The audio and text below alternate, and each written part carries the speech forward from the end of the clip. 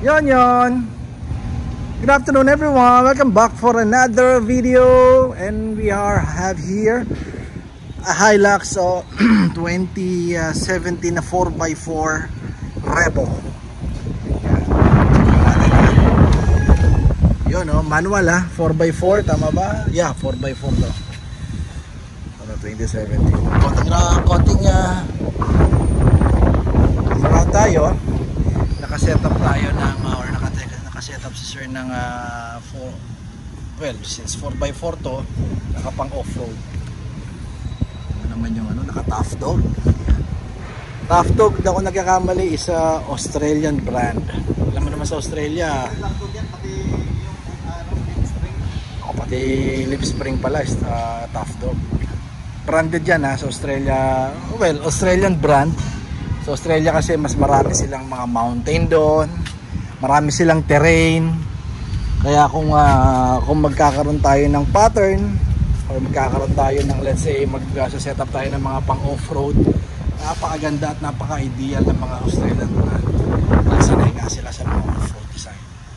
Anyway, ang gagawin pala natin dito, pakita natin, kakabit tayo ng carbon Lodi.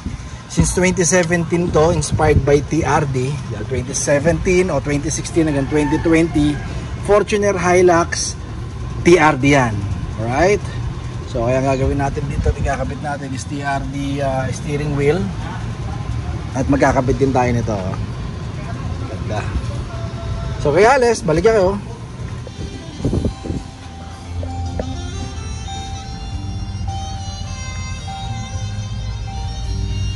Lang tayo ng mga small parts ng stock steering wheel dito sa carbon Lodi. 4x4 yan So next natin na install sequential na signal light din sa side mirror. Then kakabit din tayo ng, syempre Lodi carbon power window, 4 na pinto. So lahat ng pinakita ko sa inyo at naikakabit natin sa 2017 na Hilux, lahat to applicable sa 2016 hanggang 2024. Yan, isang pattern pa rin naman ang ginamit ni Toyota. Hilux and Fortuner, pareho lang yan. Plug and play sir plug and play. So basic lang pagtanggal nito.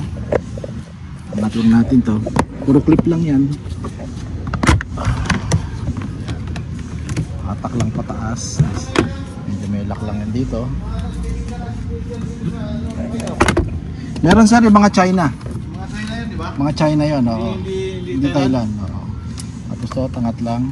Then may sakit dito. Tanggalin nyo lang yan. Tapos patatanggal na. Same din sa lahat ng pinto Wala tayong gagamitan dito ng, may mga tornilyo yan, pero pang sidings yun.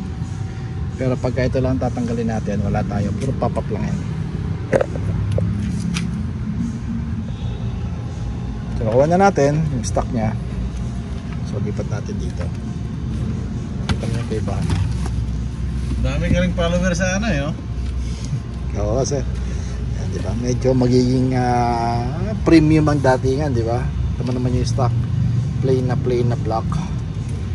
Then ito na si Lodi carbon. Lipat lang natin yung mga module nya ng power window dito sa kabila.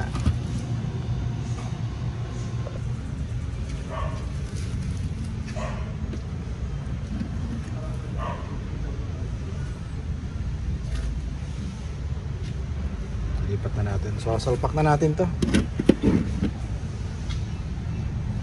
So dito lang sa driver side ang merong 3 tornilyo, 1, 2, 3.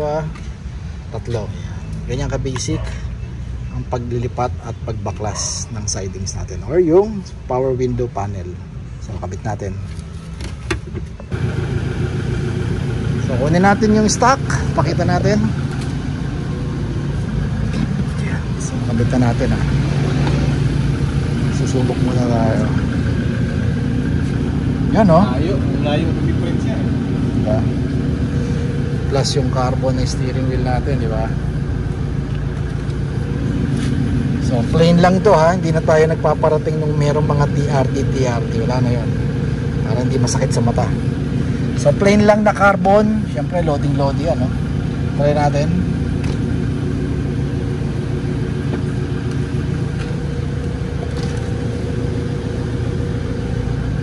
So working naman lahat.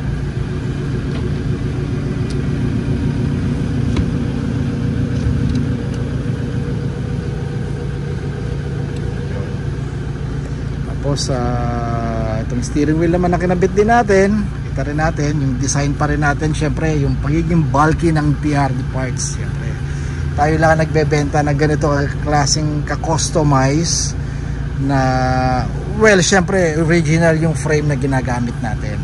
Alright, nandiyan pa rin syempre yung Italian stitches natin, perforated leather, syempre pang racing and sporty look na rin syempre, di ba?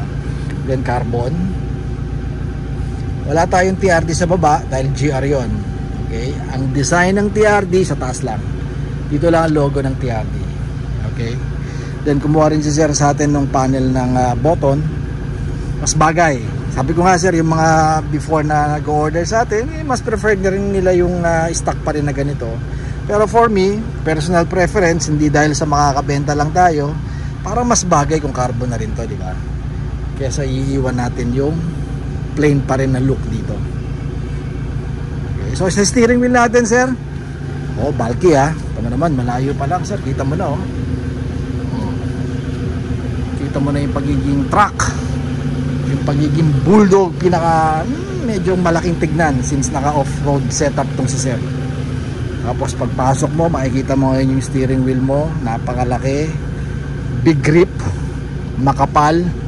Then syempre yung mga design, yung mga cut dito, napaka-social at napaka-sporty. For this one is 30,000 sir plus 8,000 para dito. Optional lang naman, pwede nyo hindi kabit, pero syempre gamitin natin yung stock. Mas maganda carbon dito. Then para sa shift knob, 5,000 for this, manual Once again, this is a 2017 na 4x4 Revo. Okay, dito 15,000 dito. 4 na pinto. Tignan natin yung mga pinto natin. Sana na-appreciate nyo kahit madilim na. Napad na tayo ng gabi.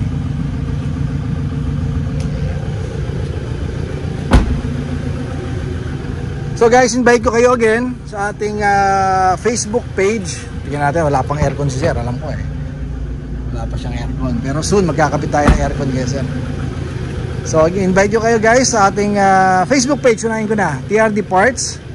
Paki-subscribe sir, and pahit na rin the notification bell, and thumbs up kayo sir pag nagustuhan nyo itong video natin Kaya natin pinapa-like or pinapa-subscribe or yung pinapa-hit yung notification bell para pag every time na meron tayong i-upload ng mga video na pag-aagasusan nyo, manonotify kayo sir. Okay, so dun din sa Facebook page natin, meron din tayo TRD Parts din, papakita ko sa inyo. Paki-like na lang. Meron din tayo, mas ano tayo dyan sir, mas active tayo dyan sa mga inquiry nyo, mga nagdi-deposit, mas maganda sir dyan ang transaction natin, legit yan. Papakita ko sa inyo yung Facebook page natin. Okay, then yung number natin sir sa upper right ng yung screen, 0917-888-1133, WhatsApp, Viber, gumagana yan sir, lalo na yung mga nasa abroad. Mas madalas tumatawag sila sa Viber o kaya sa WhatsApp. Active yan sir. Pero syempre, once again, mas maganda doon kayo magne-message sa ating Facebook page. Alright, so thank you kayo sir Dinayo tayo rito sa kanyang 2017.